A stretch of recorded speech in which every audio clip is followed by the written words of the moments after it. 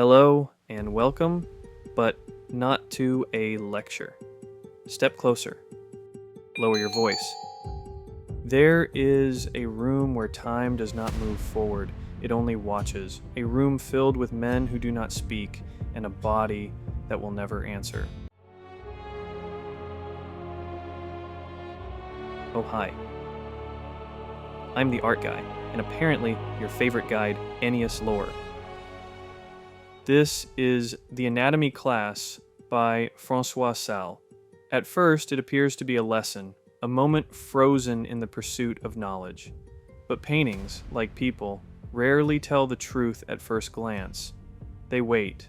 François Sale lived in an age that believed it had finally learned how to see, the late 18th century, when reason replaced faith, when the body became a map, and the soul was quietly escorted out of the room. Sale was not a revolutionary. He did not shout with color or gesture. He observed. Those who knew him described a man of discipline and silence, a painter who listened more than he spoke, who spent long hours in academic halls, where knowledge was handled like a sacred instrument. Very little is known of his private life. No great love letters, no dramatic downfall, only work, only study, and perhaps only questions. In the painting, the body lies open, but unnamed. Its face is calm, too calm. Around it stand the students, the scholars, the observers. They lean in, not with grief, but with precision. Light touches their hands first, not their hearts. Sally's palette is restrained. Earth, bone, shadow. Nothing decorative, nothing comforting. This is not death as tragedy. This is death as material. The painting tells us a story about power. The living define the dead. The body becomes a text. The knife, a pen. In the Enlightenment, this was progress, but Sale does something strange. There is no hero in the room, no central figure claiming authority, no teacher elevated above the rest, only witnesses, and the body, placed not as an object of horror, but as the quiet center of gravity. Art historians long believed this painting celebrated reason, that it honored the triumph of knowledge over ignorance, but Sale was never interested in triumph.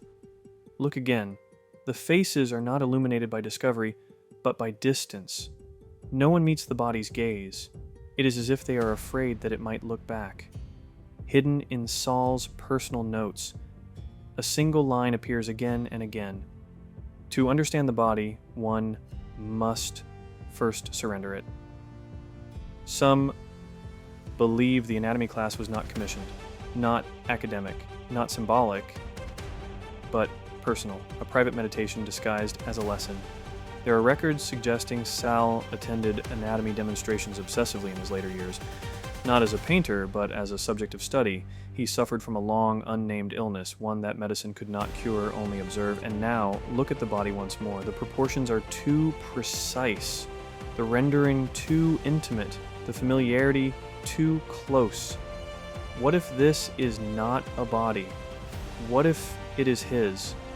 What if François Sale did not paint students studying a corpse, but humanity studying him?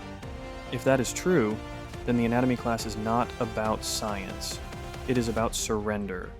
The final act of a man who believed knowledge mattered more than comfort, and truth more than fear. Today, the painting hangs silently in a European collection, observed, cataloged, explained, still teaching, still waiting, because the lesson was never about anatomy. It was about what remains of us when meaning outlives the body. François Sale's The Anatomy Class does not demand attention. It waits for it.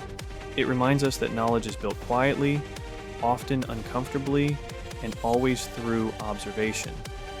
In confronting the human body with such calm precision, Sale forces us to confront our own relationship with learning, power, and mortality. And perhaps that is the true lesson of the anatomy class.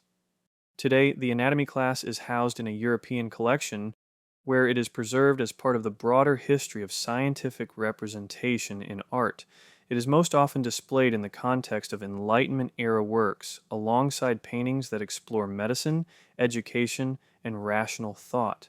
While it may not draw large crowds, it continues to attract scholars, historians, and viewers who are willing to look slowly and think deeply.